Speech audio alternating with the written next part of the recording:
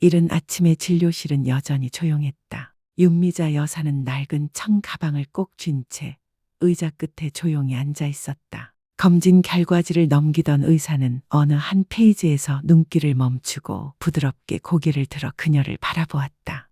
윤미자 여사님, 이번에 수치가 아주 좋습니다. 체중도 안정적이고 혈압도 정상이에요.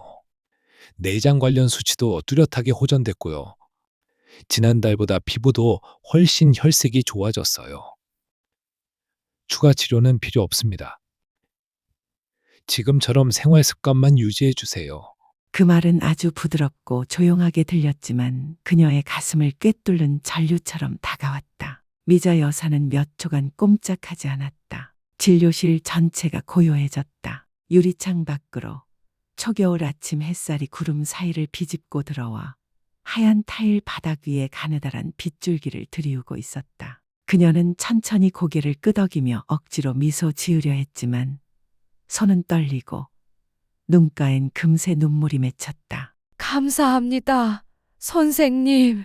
그녀의 목소리는 쉰 듯 잠겨 있었다. 그 방 안 누구도 왜 그녀가 우는지 알 수 없었다. 옆자리에 앉아있던 며느리는 어쩔 줄 몰라 살짝 그녀를 바라보았다. 그러나 미자 여사는 아무런 설명도 하지 않았다. 그녀는 알았다. 방금 들은 의사의 말이 지난 1년 동안의 조용한 싸움에 대한 대답이라는 것을. 병과의 싸움이 아니라 늙어감 속의 무존재감과의 싸움이었다는 것을. 1년 전 그녀는 자신이 곧 죽을지도 모른다고 생각했다. 불치병 때문이 아니었다. 더는 살아야 할 이유가 없었기 때문이다. 자식들은 그녀를 필요로 하지 않았고 집은 너무 오래 침묵에 잠겨 있었다. 식사는 형식에 불과했고 인사도 점점 줄어들었다. 그녀는 그림자처럼 하루를 통과하며 살았다. 누군가 자신을 알아봐 주길, 단 한 번의 시선이라도 머물러 주길 바라는 희미한 희망으로. 그러던 어느 날 미자 여사는 시장길 한복판에서 쓰러졌다. 그녀를 응급실로 데려간 사람은 이름도 모르는 낯선 여성이었다. 병원에서 정신을 차렸을 때 익숙한 얼굴은 아무도 없었다. 오직 차가운 형광등 불빛과 간호사의 발소리만이 병실을 채우고 있었다. 그날 이후 그녀는 변하기 시작했다. 자식을 위해서도 누군가의 동정을 바라서도 아니었다. 그녀는 이제 살고 싶었기 때문이다. 바로 자신을 위해서. 스스로 우유를 타 마시고 스스로 산책하고 스스로 식판을 챙기고 매끼니와 걸음수, 숨이 가빴던 순간들까지 수첩에 적어 넣었다. 작은 행동 하나하나가 자신에게 속삭이는 말이었다. 힘내, 미자야. 아무도 널 구해주지 않아. 오직 너만이 너를 살릴 수 있어. 그리고 오늘 이 검진지. 의사의 목소리, 그 따뜻한 미소는 조용히 버텨온 시간들에 대한 충분한 보상이었다. 누군가의 박수나 칭찬은 필요하지 않았다. 단지 그녀의 마음이 알고 있었다. 그녀는 해냈다. 무너진 자리에서 다시 일어났다. 그녀는 자리에서 일어나 고개를 숙여 인사했다. 진료실 문이 열리며 아침 햇살과 함께 부드러운 바람이 들어왔다. 흰 머리카락 사이로 햇살이 스며들었고 마른 어깨는 약간 떨렸지만 발걸음은 그 어느 때보다 단단했다. 자식도 약도 아니야. 나 자신이 나를 살린 거야. 병원 밖으로 나온 윤미자 여사는 병원 입구 처마 아래 한동안 서 있었다. 이른 아침에 바람이 얇은 스카프 사이로 스며들며 싸늘했지만 정신이 맑아졌다. 저 멀리서 며느리가 익숙한 바쁜 모습으로 버스를 부르고 있었다. 그녀는 원망하지 않았다. 단지 마음이 가벼웠다. 오랜 세월 짓누르던 무거운 짐 하나를 내려놓은 듯한 평온함. 그녀는 병원 정문 옆에 작은 간판을 바라보았다. 건강을 돌보는 것은 나 자신을 돌보는 일입니다. 입가에 아주 작은 미소가 번졌다. 누구나 아는 단순한 말이지만 그 의미를 온전히 이해하기 위해 그녀는 아주 먼 길을 걸어와야 했다. 그녀는 잠시 눈을 감았다. 희미한 아침 햇살 속에서 예고 없이 기억들이 몰려왔다. 너무나도 생생하게. 싱싱한 채소 냄새와 생선 비린내, 아침 시장의 분주한 소리, 미끄러운 돌길 언덕, 양손 가득 든 장바구니, 그리고 갑작스럽게 모든 것이 어두워진 그 순간. 바로 그때가 시작이었다. 그날은 윤미자 여사가 깨달은 날이었다. 지금처럼 계속 살아간다면 더는 오래 살 수 없을지도 모른다는 것을. 그날은 가을 아침이었다. 공기는 아직 차갑지 않았지만 바람 끝엔 이미 살을 애는 듯한 냉기가 스며 있었다. 윤 여사는 이른 아침에 일어나 아들이 좋아하던 미역국을 끓이기 위해 마른 생선과 채소를 사러 시장에 가기로 했다. 비록 아들은 오랜만에야 겨우 한 끼 집밥을 먹을까 말까 했지만 모자를 쓰고 목도리를 두른 채 마당을 쓸고 난 뒤 조용히 뒷문을 열었다. 돌로 포장된 익숙한 마을길에 발을 디뎠다. 발 아래에 돌 하나하나가 추억이었다. 미끄러운 돌도 있었고 빗물에 움푹 패인 자리도 있었다. 그녀는 낡은 천 장바구니를 들고 한 걸음씩 나아갔다. 그날 아침 시장은 유난히 붐볐다. 사람들의 웃음소리, 흥정소리, 파냄새, 갓 말린 마른 생선 냄새, 매운 고춧가루 향이 뒤섞인 공기. 미자 여사는 채소를 고르고 값을 흥정하고 물건을 차곡차곡 바구니에 담았다. 돈지갑을 꺼내는 손이 약간 떨렸지만 그녀는 상인에게 미소 지으며 말했다. 나이 들어 손이 약해졌어요. 양해 좀. 집으로 돌아오는 길.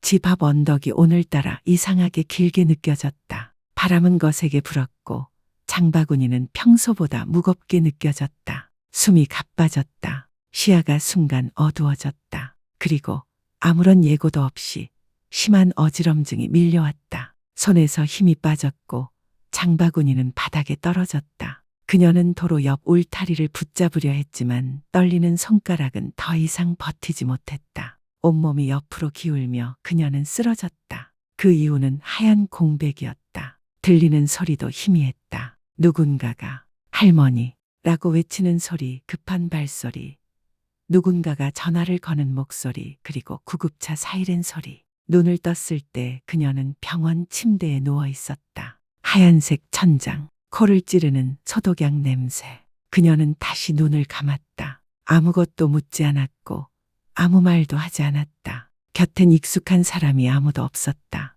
엄마 하고 부르는 목소리도 자식의 손길도 없었다. 그저 간호사가 문서를 기록하는 펜 소리만 덜컥덜컥 들렸고 흰 가운을 입은 사람들의 그림자가 무표정하게 오갈 뿐이었다. 그 방 안에서 그녀는 조용히 누워 있었다. 몸이 아픈 건 아니었다. 그보다 더 깊고 공허하며 뼛속까지 스며드는 차가운 감정이었다. 나 사라진 걸까? 쓰러졌는데도 가족 누구도 모를 만큼.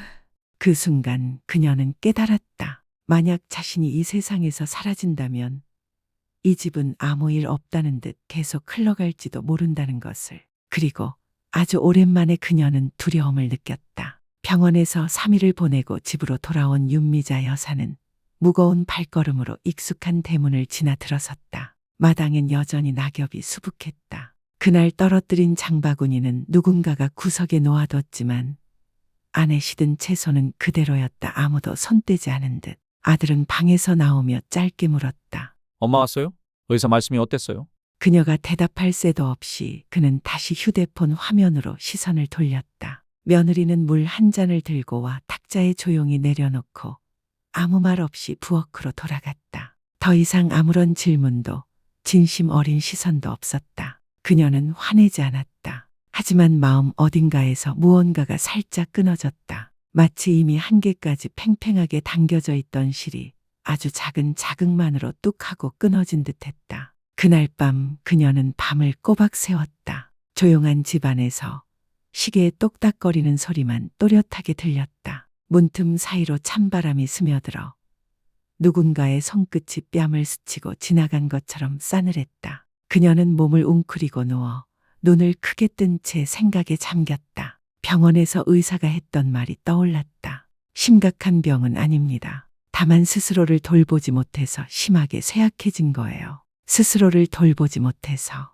그녀는 그 말을 몇 번이나 되뇌었다. 그러다 문득 자신에게 물었다. 그동안 나는 누구를 위해 살아왔지? 그리고 더 이상 누가 나를 바라봐주지 않는다면 나는 대체 누구일까? 그 물음은 어둠 속에서 답을 찾지 못했지만 그것은 분명 첫 씨앗이었다. 가장 깊은 외로움 속에서 조용히 움트기 시작한 씨앗. 다음 날 아침 윤미자 여사는 식탁에 조용히 앉아 있었다. 식탁 위엔 간단한 반찬 몇 가지, 된장국, 김치, 옆이 약간 탄 생선 한 조각. 아들과 며느리는 급하게 아침을 먹으며 일 얘기를 몇 마디 나누고는 거의 동시에 자리에서 일어났다. 다녀오겠습니다. 마트 다녀올게요.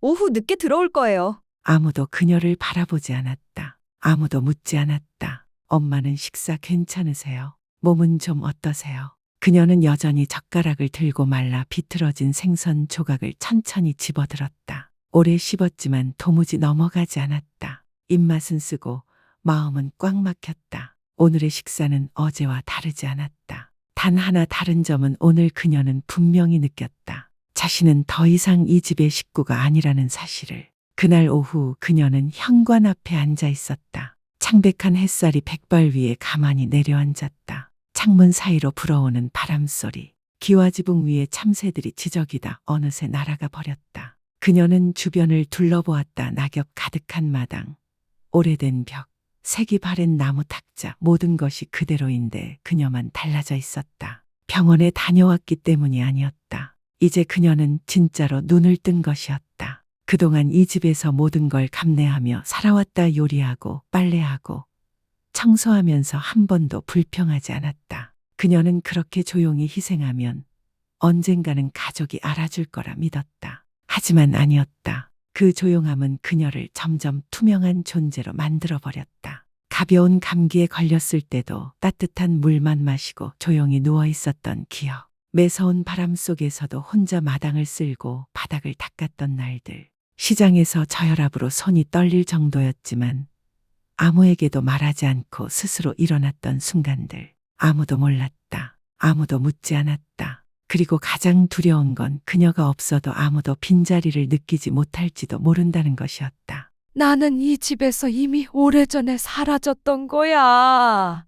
그녀는 생각했다. 죽은 게 아니었다. 조용히, 완벽히 잊혀졌던 것이다. 그날 밤 그녀는 잠을 이루지 못했다. 서랍을 열어 오래된 작은 노트를 꺼냈다. 젊었을 적 장보기 목록과 요리 레시피, 시어머니의 당부를 적어두던 수첩이었다. 이제 그 노트는 마치 거울처럼 그녀 앞에 펼쳐졌다. 아내로, 엄마로 살아온 날들 속에서 나는 단 한 번도 나 자신을 위해 살지 않았구나. 그녀는 펜을 들었다. 그리고 수년 만에 처음으로 자신만을 위한 한 줄을 적었다. 내일 나는 다시 시작할 거야. 그 누구도 아닌 바로 나를 위해. 다음 날 아침 윤미자 여사는 평소처럼 일찍 일어났다. 하지만 이번엔 마당을 치우거나 가족의 아침을 챙기러 가지 않았다. 거울 앞에 한참 서 있었다. 백발, 주름진 피부, 피로하지만 결의에 찬 눈빛을 가진 한 여인을 똑바로 바라보았다. 무언가 마음속에서 불쑥 솟아올랐다. 그것은 분노도 서러움도 아닌 작지만 확고한 속삭임이었다. 이젠 예전처럼 살 수 없어. 그녀는 천천히 부엌으로 갔다. 매일 아들이 먹던 미역국을 끓이지 않고 냉장고에서 우유를 꺼냈다. 손은 여전히 떨렸지만 이번 떨림은 감동 때문이었다. 언제부터인가 자신도 보살핌이 필요한 존재라는 사실을 잊고 있었다. 따뜻한 우유 한 잔 누구를 위해 내민 것도 누구와 나누는 것도 아닌 그저 자기 자신만을 위한 첫 잔. 그녀는 조용한 아침 부엌에 홀로 앉아 한 모금씩 천천히 마셨다. 그리고 그것은 평생을 바꿀 의식처럼 느껴졌다. 그 우유 한 잔에서 새로운 삶이 시작되었다. 아무도 몰랐고 아무도 보지 못했지만 그녀 자신만은 정확히 알고 있었다. 그녀는 지금 스스로를 구하고 있었다. 그날 아침 이후 윤미자 여사는 변하기 시작했다. 급격하지도 극적이지도 않았다. 평생 살아온 방식 그대로 조용히. 하지만 그 모든 변화 속엔 묵직한 다짐이 담겨 있었다.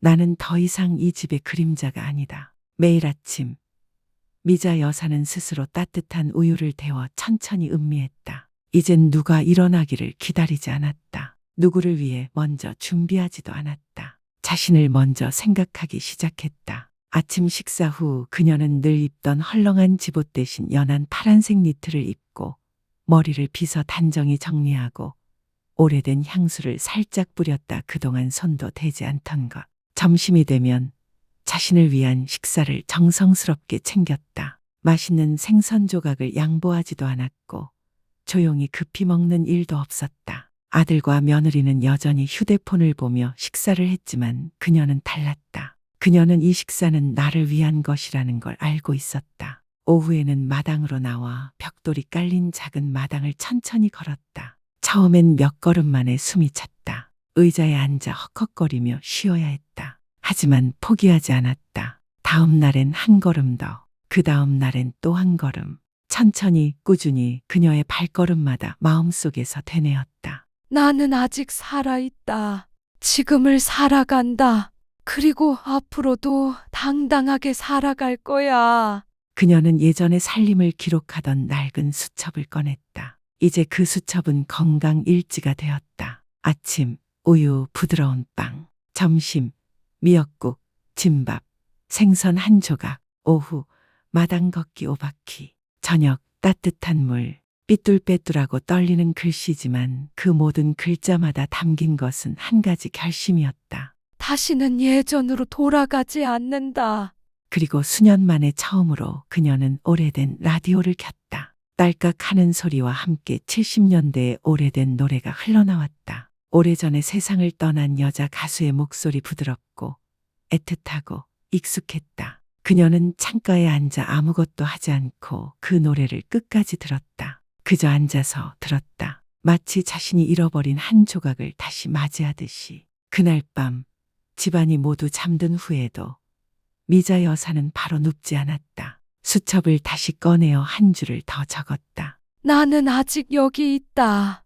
그리고 오늘부터 더는 내 존재가 사라지게 두지 않을 것이다. 아무도 몰랐다. 아무도 칭찬하지 않았다. 하지만 그녀의 마음은 아주 오랜만에 따뜻해졌다. 누군가의 관심 때문이 아닌 비로소 자신이 스스로를 아껴주기 시작했기 때문이었다. 그 후로의 날들은 빠르지도 느리지도 않게 흘러갔다. 집안의 풍경은 변하지 않았다. 아들은 여전히 바빴고 며느리는 여전히 분주했다. 식사 시간은 여전히 말이 없었다. 하지만 윤미자 여사에게는 매일이 새로운 페이지와 같았다. 이제 그녀는 누가 말 걸기를 기다리지 않았다. 누가 어디 가자고 권하지 않아도 괜찮았다. 그녀는 조용히 작은 일들을 스스로 해냈다. 싸우기 위해서가 아니라 살아가기 위해서. 한 끼의 식사, 한 걸음의 산책, 다시 듣는 노래 하나. 그 모든 작은 조각들이 버려진 마음을 천천히 이어 붙이고 있었다.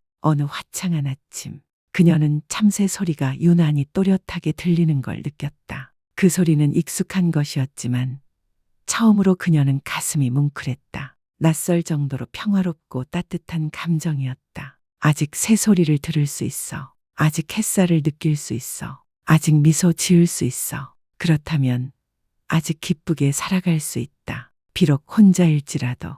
어느 아침 윤미자 여사는 창문을 열어 햇살을 맞았다. 옅은 황금빛 햇살이 방 안으로 들어와 벽에 걸린 남편의 낡은 사진을 비췄다. 사진은 이미 빛이 바랬고 나무 액자는 벗겨졌지만 남편의 미소는 여전히 따뜻했다. 그녀는 사진에 손을 살며시 얹고 속삭였다. 여보, 나 아직 여기 있어요. 그리고 지금 다시 사는 법을 배우고 있어요.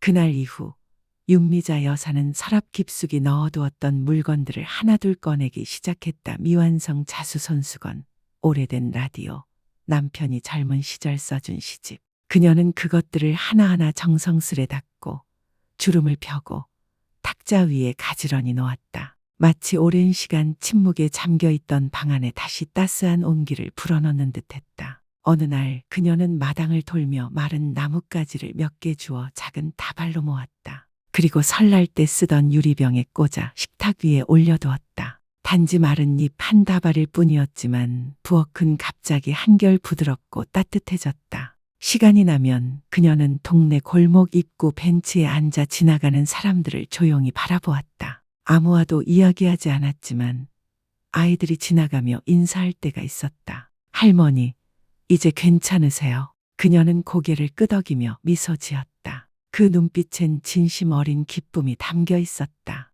누가 물어봐서가 아니라 자신이 여전히 존재하고 있음을 느낄 수 있었기 때문이었다. 그날 점심, 며느리가 물었다. 어머니, 식사하셨어요? 평범한 한마디였지만 미자 여사에겐 따뜻한 물줄기처럼 가슴을 채웠다. 그녀는 고개를 끄덕이며 부드럽게 답했다. 미역국 끓여서 먹었어. 며느리는 놀란 듯 그녀를 바라봤지만 아무 말도 하지 않았다. 그저 눈빛이 살짝 부드러워졌고 공기의 긴장감이 조금 덜해졌다. 그녀는 알았다. 내가 나 자신을 아끼기 시작하니 세상도 조금씩 바뀌고 있다는 것을. 그날 밤 그녀는 다시 수첩을 꺼내어 한 줄을 적었다. 오늘은 날씨가 맑았다. 참새의 소리를 들었다. 마른 잎꽂이를 만들었다. 미역국을 끓였다. 누군가 나에게 말을 걸었다. 별것 아닌 것들이었지만 미자 여사에겐 새로운 삶의 첫싹이었다. 요란하지도 눈부시지도 않았지만 충분히 따뜻하고 의미 있었다. 재검진 날짜는 생각보다 빨리 다가왔다. 그날 아침 미자 여사는 일찍 일어나 새 니트를 입고 연한 회색 목도리를 둘렀다. 오래된 신발은 하루 전날 깨끗이 닦아두었다. 며느리가 함께 가자고 했고 이번엔 그녀는 거절하지 않았다.